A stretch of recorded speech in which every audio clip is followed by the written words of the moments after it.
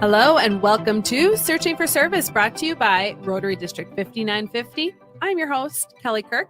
I'm Joe Kirk. And I'm Chad Larson. Before we dive into who our guest is today, Joe's going to remind us of our show's purpose. Yeah, I always love doing this because it's an honor. Our show's purpose is to connect people of service with people and stories of service. And it's so cool to have great guests on that represent really cool organizations or are within Rotary itself that really showcase how great service is and how, we've really aligned ourselves with Rotary and why we think it's the best vehicle for service out there. Great job. Yeah. I love it. Perfect. So our guest today is Ed Boeve, and he is the incoming district governor for District 5960, which for those of you who don't know, that's just the other half of the country here in Twin Cities, as I like to put it. A little bit of Wisconsin. Kind of Probably has lacrosse. hooks down to the southern part of And the Twin ironically, Cities. Prior Lake. And Prior Lake too. Rochester. Yep. But it was nice having him on and getting to know him a little bit better. And yeah, you'll get to hear about some of his vision for his year and kind of how he got there. Shall we? we shall. Let's do it. I'm your host, Kelly Kirk. I'm Joe Kirk. And I'm Chad Larson. We'll be back.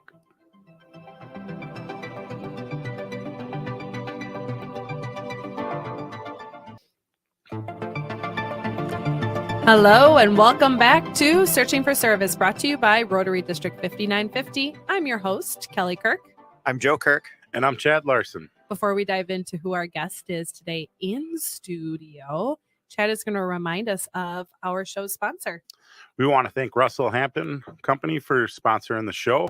They're the #1 printer for Rotary swag and gear in the country. If you're watching online, you can see some of the things they sent us, from a cutting board to some of the tumblers.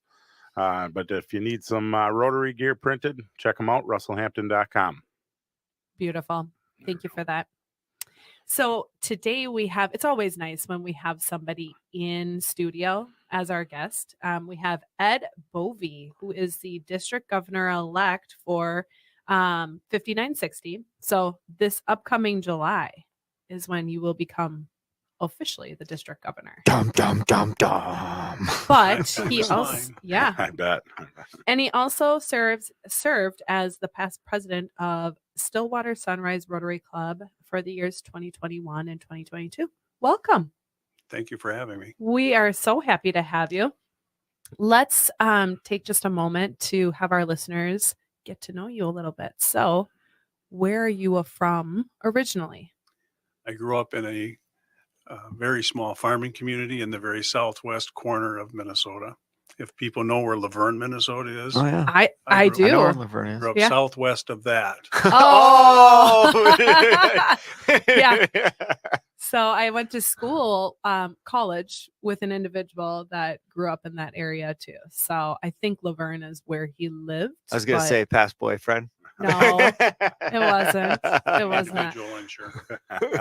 No, it was not. But St. Mary's University is a very small college, so you get to know individuals very easily. So stop. So awkward. So awkward. All right. And so how long have you been living here in the Twin Cities? In Stillwater, too. We moved to Stillwater in 1986. So we lived here a long time. That's a great town. Yeah. It is. Wonderful town. Where do you guys meet for your club meetings? We meet at the St. Croix Event Center. Oh, yeah. Near the bowling alley. If Yeah. people know where the bowling alley is in Stillwater. Yeah, no, I should know, but I'm not aware. So when did you officially join Rotary? I became a member of Rotary in 1997. I like to tell people that I actually became a Rotarian in about 2016. So Okay. there's about 20 years of attending meetings and paying dues. Okay. And then officially, like, all right, this is my Yeah. jam. Maybe talk a little bit more about that. Yeah. Like, so what was it? Just a little bit more of a loose experience? While I was working, Mhm. I was the CEO of a nonprofit and spending 50 to 60 hours a week at work. And so the Rotary membership was frankly part of my responsibility to be part of the community. And so I was there um, with more selfish motivation maybe than service at that time, even though we did service too. Yeah.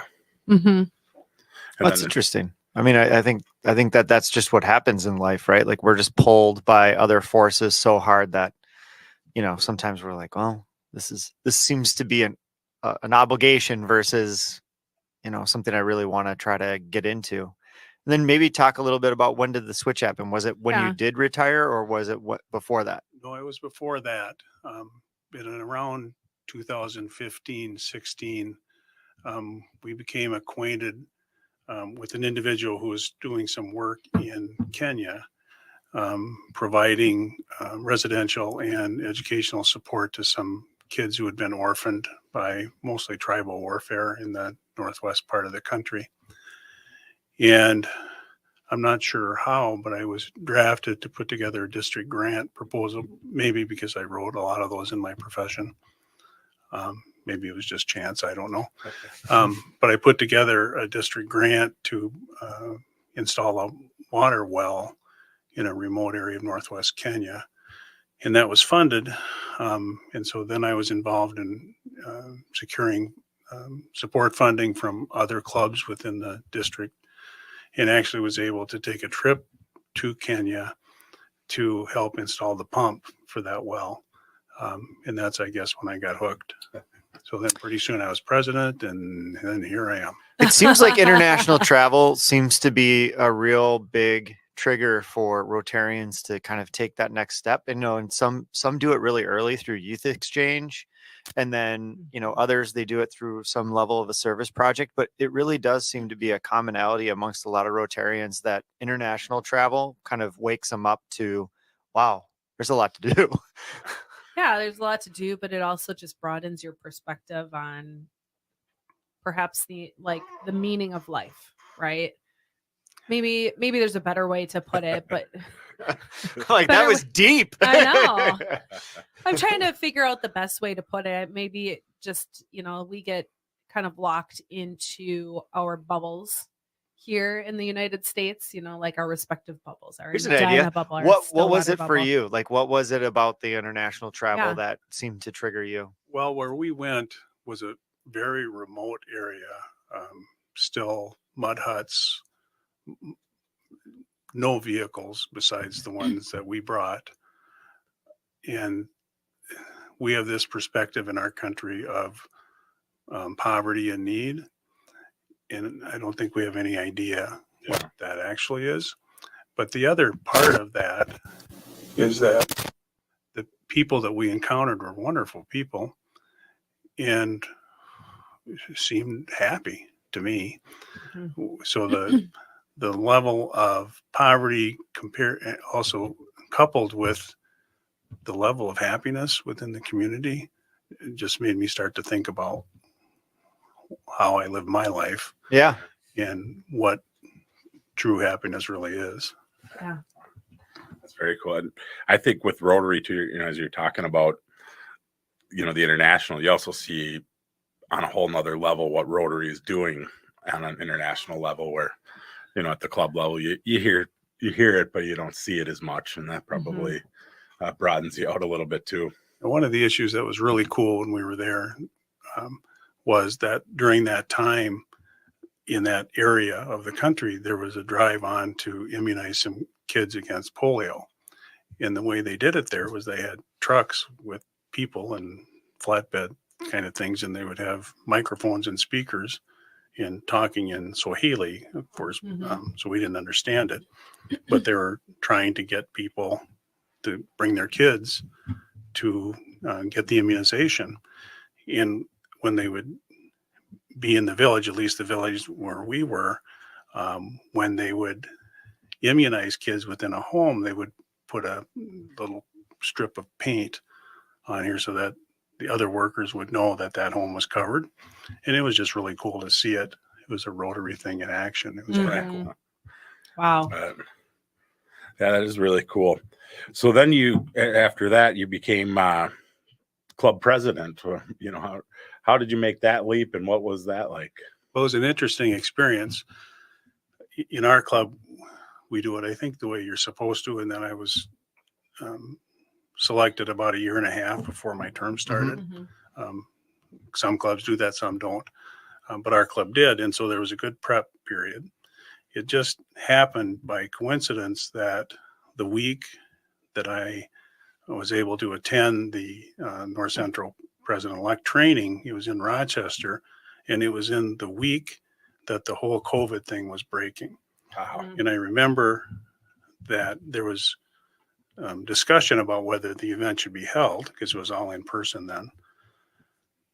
And the decision was made to go ahead with it. A number of people chose not to attend, but I decided to. And so every morning we would get an update from a doctor from the Mayo Clinic about what was going on. And of course, nobody really knew anything about what was going on.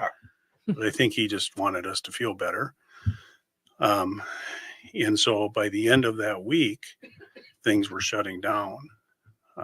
And so that was sort of an interesting part of that whole experience. And so the next part of that is that then my presidency was during the shutdown. And so almost all of our club meetings were Zoom meetings. Yeah. So it was a little different. Mhm. That's a tough time to step in as club president. Probably I had feel like we plans all and they're just open took door. a leap backwards into time, thinking through like what were we doing. Oh at my that gosh. time. Yeah. I was doing that mentally in my head, like I exactly remember where I was, what I was doing, and just how wild it was to have this whole commotion starting. Did you guys have a good adoption of the Zoom Really format? good. Really, Really good. good. Okay. Our attendance stayed about the same. Our club, of course, we were not able to do any fundraisers or anything, but I was really proud of our club in that we took the issue to the members. And the decision was that even though we weren't paying for our meals, which is part of the dues, that the members agreed to keep the dues at the same level.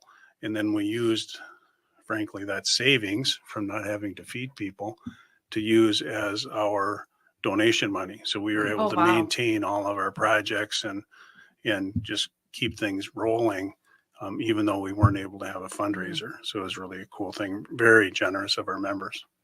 Yeah, What a great idea. It's actually really kind. Well, and I think too, like we focus so much on achievements and things that we do that we forget to really recognize how there were so many great leaders during COVID that kept things from falling down. Like, I mean, it could have so easily, especially with the demographics of what a lot of Rotary clubs look like. You got an older demographic of people that are just like, I don't want to adopt to this Zoom thing. I don't want to, we'll just give it up and we'll come back to it whenever we can.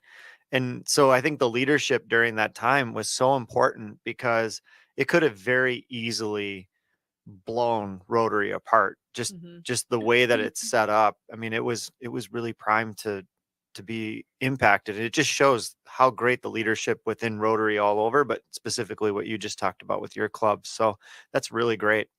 Our district, I thought, also did a really smart thing in that early on in the process, there was some resource made available by Rotary International.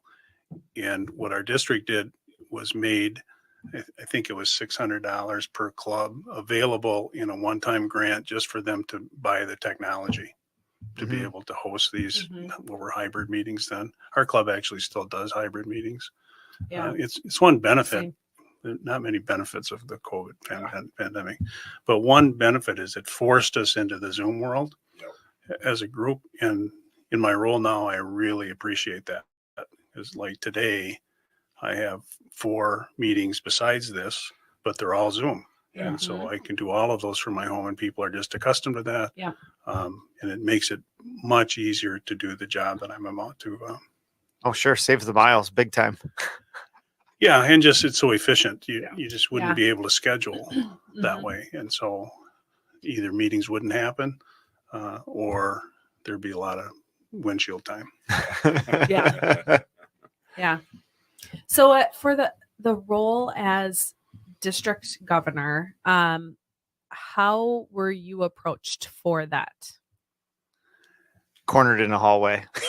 Not far off. Yeah, we got a deal for I you. should say, I'm going to add why. How and why? Well, it was not something that was even on my radar. But once my tenure as the president was over, I thought it was just over. But there were a couple of members of our club, actually past district governors, who approached me and just said, I think you should think about this. I guess I ran a meeting. Okay. I don't know why.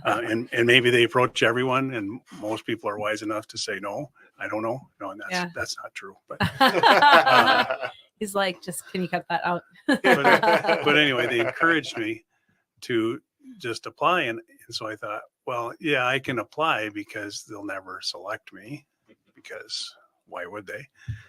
And so I went through the process and applied, and somehow I was selected.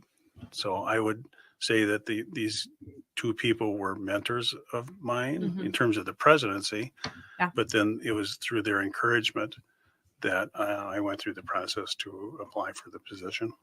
Well, I know you're being really humble. Like, You what sure what are. what do you feel like you really bring to the table for district governorship? Like, I mean, you seem like such a well-rounded person that you kind of have a lot of experience on a lot of different things. So I guess we'll see about that, won't we?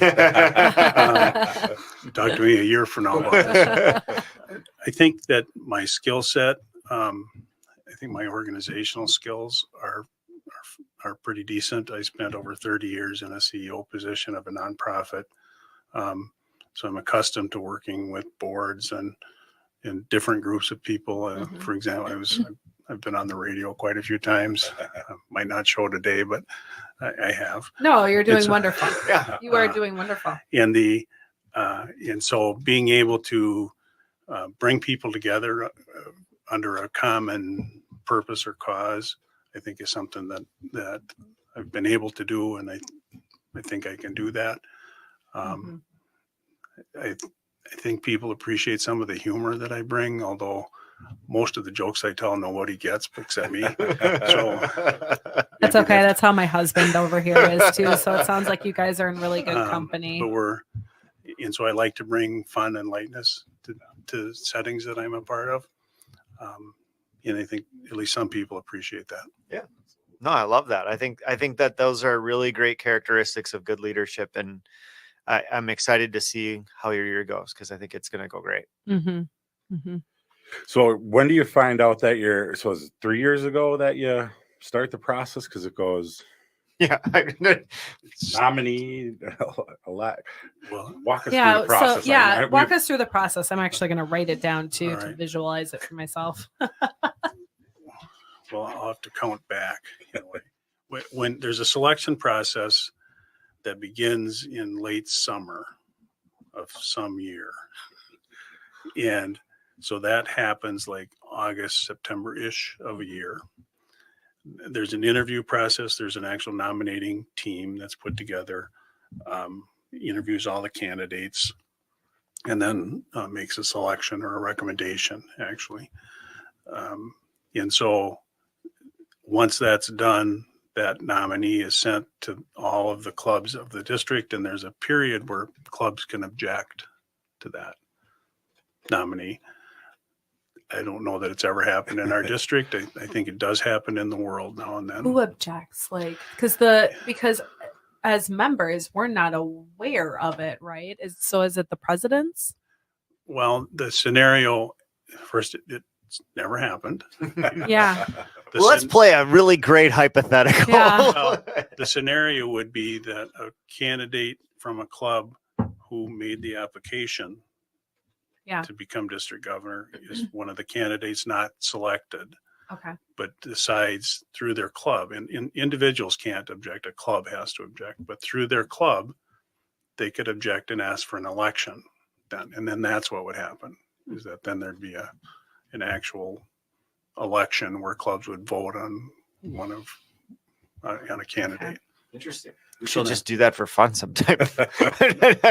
Wait a couple of years for that. And so anyway, then in the fall, that candidate is selected. They then become the district governor nominee designate. Yes, that's what it is. The designate. So then you go through that. Then on July 1 of each succeeding year, it moves up. So you're the designate initially, then you become the nominee, the next year the elect, and then the district governor. And then there actually are roles for past district governor up to 4. So it's about a 7-year overall commitment. Wow. I thought I was unaware of the 4 years after. For It's, some of I don't want to overstate it. You know, there are jobs and Yeah, you're on a no, I team and understand. different things Yeah. like that. But there are things that you're responsible to do. That's all Rotary has making a sense now. Rotary has a funny Yeah. way though of purposing you Yeah. if you're available. Yeah. Okay. That's super helpful for me. I'm such a visual person. I had to write it out and Have the last couple of years flown by with all the, or does it kind of ramp up as you go?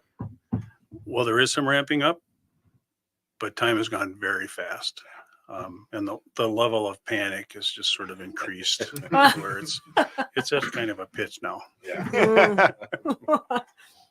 what No going back now though. Yeah. Full steam ahead. So as you're a few months out now, what are some things that you are really looking forward to with this district governor role? Well, the thing I'm looking forward to most is actually getting out to all the clubs. I've been to a few, but that really is the current district governor's role, Yeah. is to make that connection. And I'm really looking forward to getting out, meeting people. There's so many wonderful Rotarians. They really are a great bunch of people. Mhm. And there are a lot of wonderful things happening within our communities that in the seat I'm in, I really have no idea about. Some clubs promote themselves, and so we find out about things. We know what's going on within our own community pretty much. But there are many communities with very active and successful Rotary clubs that just don't promote themselves. So they do a lot of really cool things, but you don't know anything about it. Yep. It's one of the problems with Rotary, I think, is that we Yeah. don't promote ourselves very No. well. That's for sure. And I'm looking forward to meeting those people, finding out about some of those things, and maybe encouraging them to let some other people know. Yeah, I mean, Well, I through have this, an opportunity then if you think that there's opportunity for them to shine their light here on the podcast, we'd be happy to have them. I can make a note of that. I mean, even through the show, we've come across clubs where we're like, how many members do you have? Like 40, and they're like, wait a second, you're how many exchange students do you host? Yeah. Like, and you're like, what? We do 2. You raised how much? You do know, 11? so, Yeah, how much? And how many projects are you doing? And you just never knew it. mhm. And you're right. Like, I think we do a really poor job of advertising that sometimes, but it kind of goes against the grain of the service component sometimes. And you go, but our objective is also to spread the word and to, get more servants, Yes. more membership, and more. I mean, because it's a no-brainer when you're in it. It's so funny. Like, everybody that like ever comes into it, they're like, yeah, I mean, it's just Rotary is just such a no-brainer. But it's that threshold of getting people over the line to see what Rotary clubs actually do and how they do it and why it's important and how each of the Rotarians have this passion for serving their communities or learning more about really great organizations. So it's just such a conundrum. And I'm sure that membership's got to be up there in the one of your top priorities as a district governor. I mean, I feel like that's got to carry from every governor all the way forward. It actually starts at the top with Rotary International. Yep. There's been a challenge issued that we've accepted in every district in the world. Actually, President Stephanie Urchik is challenging all of us to grow by at least 100 members each district. In our district, that translates to about a 4% growth. And so the message I'm bringing to clubs is that 4% hit in terms of achieving a goal. And we're encouraging them to achieve that goal, not to stop there. Mhm. And in terms of numbers, I tried to break it down specifically. So if you're a club with 25 members or fewer, that means one. Mm-hmm. Yeah. But if you have 26 members, then it's two. Yeah. Because always round up Yeah. for that number, which for many clubs becomes an easier tackle Mhm. rather than saying, oh, we have to gain 100. It's, well, no, we need to gain two. Mhm. Yeah. Um, Much more achievable. and easy. We've actually had a good year in District 5960 this year. I think it's not a secret that Rotary's been declining in membership for quite a few years, and COVID certainly didn't help that. In 5960, we've actually reversed that this year, and we're at about a plus 40. Congratulations. We get statistics from our zone, which is about 25 districts through the kind of the central part of the U.S. here. And there are about 3 districts in that zone that are actually gaining members this year, and we're one of those. That's So we're Wonderful. feeling really good about that. That's a huge That's something to be accomplishment. proud of. It is good. It And- makes us think maybe we can hit 100 next year. yeah, Yeah. right, keep the momentum. Well, when you guys meet as districts too, do you guys share some of those things and maybe what you're working on that seems to be reversing the trend, or like, are there specific items that your district is focused on this year that, or maybe it's probably the last couple of years, because it's got to take some time to run up the change in the membership. So Yeah, certainly the success this year was built from activities from last year, because you're right, you do have to. Run it takes up to that. time. Yeah, and there are monthly webinars, I guess I would call them, zone opportunity or Zoom opportunities that come from our zone that do focus on that very topic in terms of this particular club or this particular district is experiencing success. Why is that? And so there'll be a topic that's covered, and well, this is what we think. Why it's never one thing. Yeah. Sure. But anyway, so yeah, that is made available to clubs and districts. Yeah, I mean, this is such an interesting platform. It reaches clubs all over the world, and it'd be really interesting. I'm sure that there's a lot of districts out there that are going, "Hey, how did they do that?" Yeah. And I don't know if you can point to Yeah, something. what do you for- think has led to specifically? some of that success? and Well, it's growth? not one thing. Yeah. It really comes down to the clubs.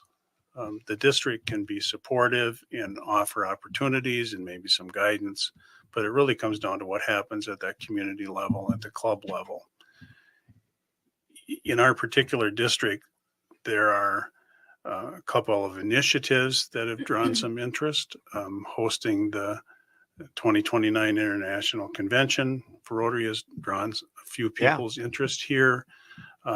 We've had also a few clubs, or several clubs actually, who have looked at their categories of membership. My club happens to be one of them. We're one of the clubs that is showing some growth.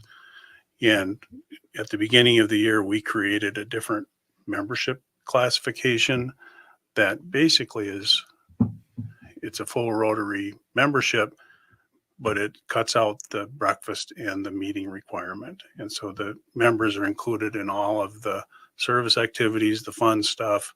They get Yeah. all the communications from the club, and they're full Rotarian, except they don't come to breakfast on Tuesday mornings. So it's cheaper. Yep. It's easier for people to plug in and be a part of it. And I'm not here to say that that's the only answer, that it doesn't come with its challenges. Right. Mhm. But it's an opportunity for people who either are not morning people or who have jobs or who have families Yeah. to be a part of something and participate without that weekly obligation and without the quarterly bill. Well, and we talked off air about this a little bit, about how the really difficult group to get are, the working professionals, parents. Like, I mean, Yeah. that's Kelly and I mean, part of the reason why we do this show is because we want to model that to other people out there. No, it is possible to be part of Rotary and raise kids and run Yeah. businesses and, and do all of these things. And I think it's such a great adaptation of Rotary to recognize that and go, well, how do we accommodate? And no doubt that has to be a huge driver of that membership component where, hey, we see you. We'd love for you to be part of our projects, be on all the communication, get to the things that you can. Maybe come to a meeting every now and then if you really want to. sure somebody would buy them breakfast. Actually, part of membership is they can come up to 4 meetings a year Oh, without Oh, any perfect. great. Yeah. Yeah. expense, just Yeah, come. brilliant. So I once mean, a quarter.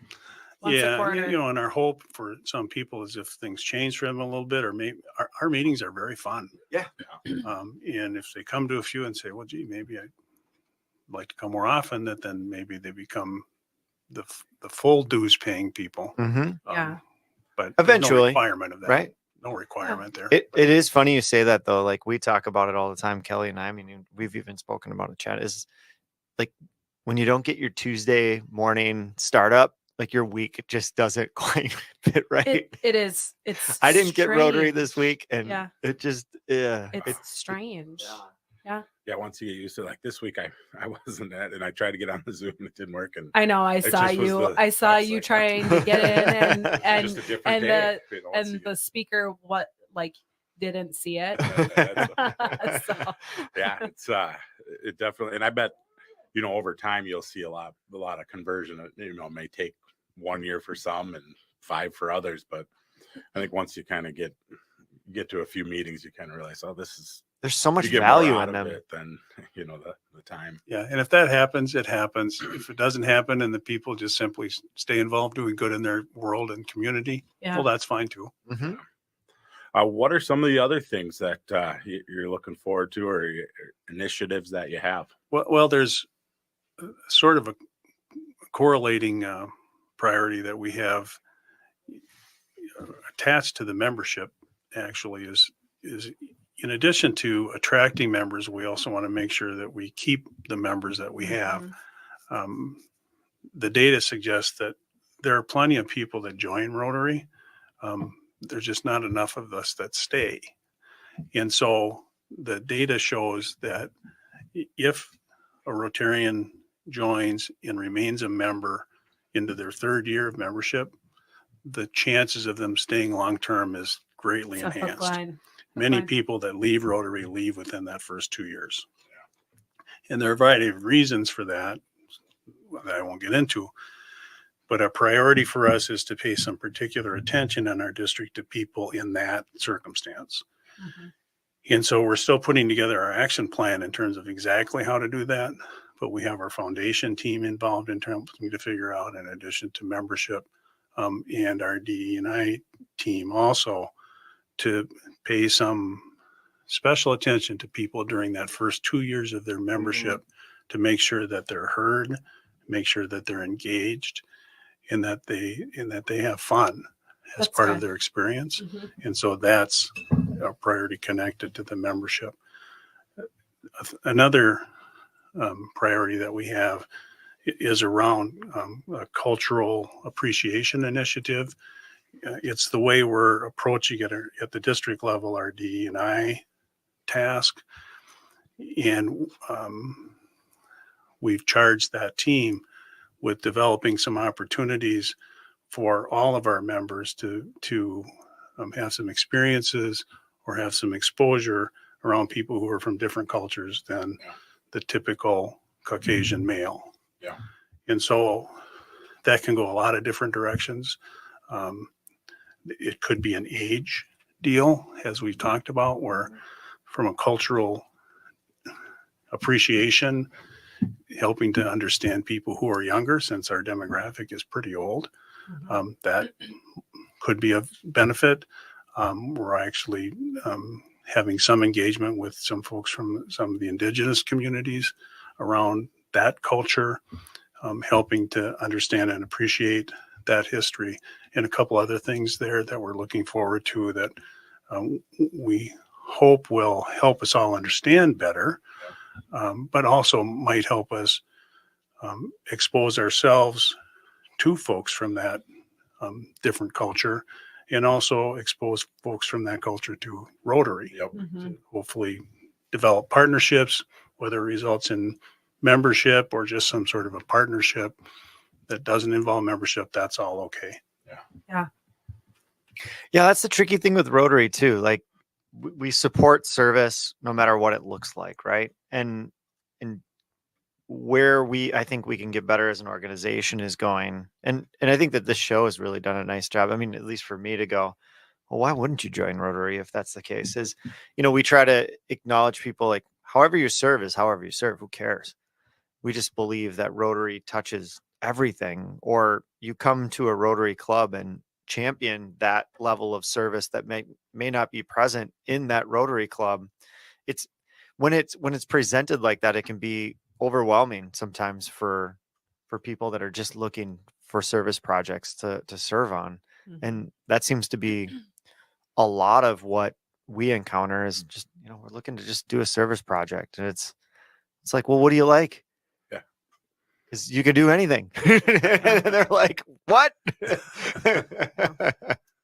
So it becomes overwhelming on like, it's that whole thing when you kind of, can do anything, you can do nothing too. Like it's, instead of like that lack of focus sometimes works against you, and in our wide band of opportunities can be as much of a detriment as it is a strength. I don't know. That was a diatribe. Yeah. Just pick a lane. Yeah. Pick a lane. Well, and I think that to your point, so the first 2 years, right? In that first 2 years, either people pick a lane or they don't. Like I really think that that's one of the things that happens in that first couple years is they'll get connected to a couple people that they really enjoy, and they do kind of similar service, or they get on a committee that they like, or they come in with something they want to champion, and then they rally a lot of club members around that. So it is really funny, because I bet you that if you went through a club and went, hey, tell me about how you serve, it's probably pretty narrow. Like it's, hey, I love doing highway cleanup and this, that, and the other thing, and serving doing that. And then there's somebody else that's like, oh, I love being in leadership. I love, like, it might be something to think through of going, in that first 2 years, we have to get them narrow instead of wide. Find some focus. Maybe did we just solve the problem on the show? So go pick up some trash along the road. It's one of my favorites. It's actually coming up. Yeah. Well, what else? I know we got a bit of time left, but I don't want to miss some of the key things you're looking at as well, the other thing that I'd like to just bring up is that we have a commitment to fostering peace within our district, and it's certainly a Rotary International. It's a theme throughout Rotary, but we have a 3-year theme that we're just ending our first year around Make Peace Visible. The sort of highlight of my year will be hosting an international peace conference from May 1st to the 3rd of 2025. We have already commitments, or at least agreements, with some folks from different countries of the world to come in and talk about peace. We are planning to extend invitations and hope to expand it beyond just Rotary, so that people that are interested in peace, whether they're paying Rotary dues or not, might find interest in attending and participating. And we think it's going to be a really cool event. We have a few things already lined up that we're not ready to announce quite yet. Sure.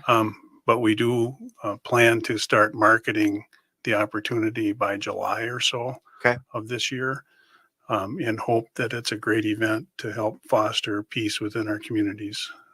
Love it. It's a great idea. When you talk about the event, you kind of touched on and bring in speakers. Do you see it as kind of a local Rotary? You said other than just Rotary, or do you plan to have people, other Rotarians from across the country come in, or where is the focus? We hope so. We're going to market that way. Yeah.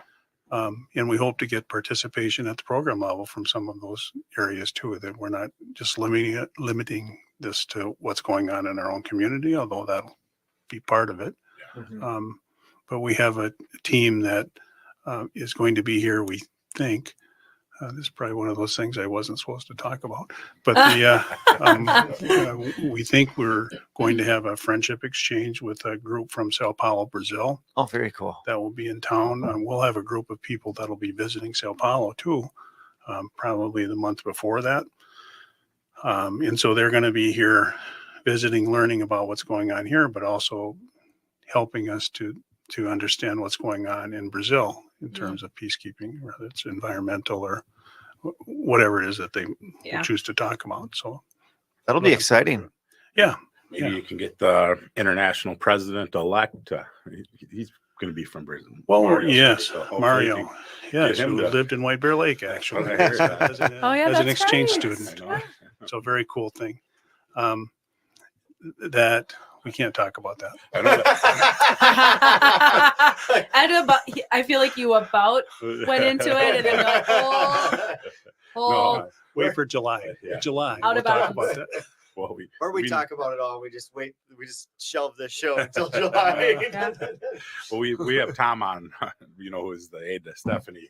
yeah. So we hear how busy and challenging the schedule can be. So I understand. And we get we can't talk about that Yeah, a yeah, lot. yeah. That's Definitely understand. Please Dang, don't dang. bring this up on the podcast. Dang. Okay. And we're like, got it done. Got it. Well, so anything else kind of before we start to wrap up that you really want to highlight as you approach your year? I think we've covered it pretty well. I just am really excited for the year to start. There is a great team in place in our district, team leads and team members that are, I think, ready to roll and excited to go. And I'm excited to try to keep up with them. Very cool. That's really fun. One question we ask a lot of our guests that we haven't asked you, do you have a favorite service project that you've done with Rotary in your extended time? Roadside cleanup's kind of a cool thing. We do that too. A lot of Rotary clubs pick up Mhm. trash. I'm involved with our climate action team, and something that sort of down and dirty in our communities in Washington County, there is plans for curbside pickup of compost, but it's not in place. It's just keeps getting pushed out. And so our club about a year and a half ago, through the generous offer of one of our members, said that, well, if you bring your compost to meetings, we'll get it to a spike because there's a place you can take it in Matamidi.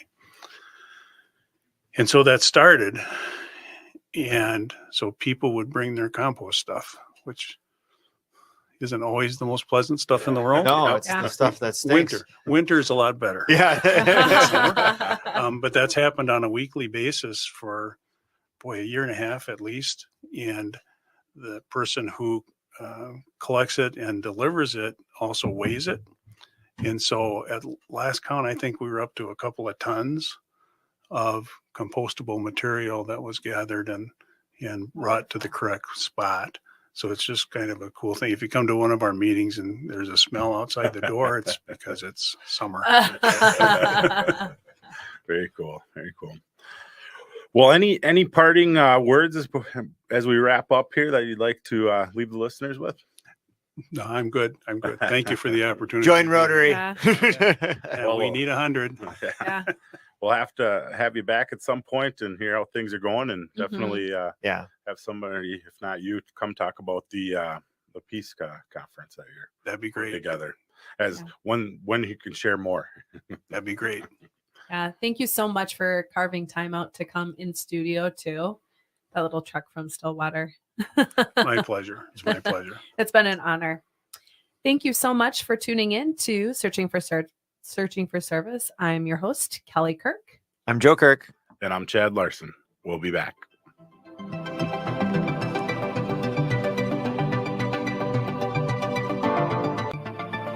Hello and welcome back to Searching for Service, brought to you by Rotary District 5950. I'm your host, Kelly Kirk. I'm Joe Kirk. And I'm Chad Larson. That was so nice, wasn't it? Always. Yeah, I enjoyed learning kind of about what he's got planned, and it was nice to kind of hear the focus and what they've done to grow membership as is always a focus for this show. I think what's also intriguing too is as we're hearing and learning and just having these conversations with these incoming district governors, or like as they're kind of in that succession, how it is that became true, a reality for them. And for him, it was just so interesting. He's like, I didn't necessarily ask for it, just all of a sudden, Yeah. And Said then you're kind yes. of doing this like, why me? But as we are learning too, it's just like, well, why not you? Yeah. You could, as we got to know him, you could hear the reason on his skill set and organization. And, Mhm. yeah, it was a good interview. I thought it was cool too. And I think something we're hearing, with non-traditional clubs, and then they have a secondary membership out there in Stillwater, which helped them grow through Yeah. tough times of not making somebody be all in. Yeah. As we talk about as younger Rotarians, that seems to be a big hurdle for people to think I got to do it every week. And that's pretty creative that they went with that shorter or lesser version to get people in. Yeah, smart, innovative. That's how you adapt and overcome. Yeah, that's for sure. It was also, I thought, kind of cool to hear he was kind of passive Rotarian for how long, Right. and then he'd flip the switch and he was all in. Yeah. And you guys know how it is. You say yes, and there's no turning back. But also, he told the story about how he really saw the impact over in Africa. And I don't know, that'll get anybody, I assume, without having been to a mission trip. Yeah, having that firsthand experience is obviously pretty eye-opening for any sort of individual. Yeah, it sounds like the travel is a key component to really activate, service and stewardship. And, sometimes you just need a change of perspective. And I think that's ultimately what that provides. And, I actually liked how he was a passive Rotarian for 10 years, because I bet you there's a lot of people that could really identify with that. Is like, my company made me join, or it was part of what they do. And then I got hooked later in life when I wasn't running kids around to hockey and sports and stuff like that. So it's okay that it's a maturation process when it comes to Rotary, and everybody's journey is a little bit different. And I think it'll be interesting to see what he focuses on for the year, because I know he was a little cagey on that, and that makes sense, because you don't want to rain on the parade of who's there already, and then you just want to protect what your initiatives are until it's your year. Well, we'll have to have him back to talk about the peace conference. The peace conference, coming up. So it gave us at least that nugget, which is I know going to be a big event in May of next year. So. Yeah, well, and nonetheless being held at Mystic. I mean, they are anticipating a large enough crowd, but I think that it'll be more. Given the location. So it was really wonderful having him on, and we hope you enjoyed listening and learning a little bit more about Ed. I'm your host, Kelly Kirk. I'm Joe Kirk. And I'm Chad Larson. As a reminder, it's time to stop searching and start serving. We'll see you next week.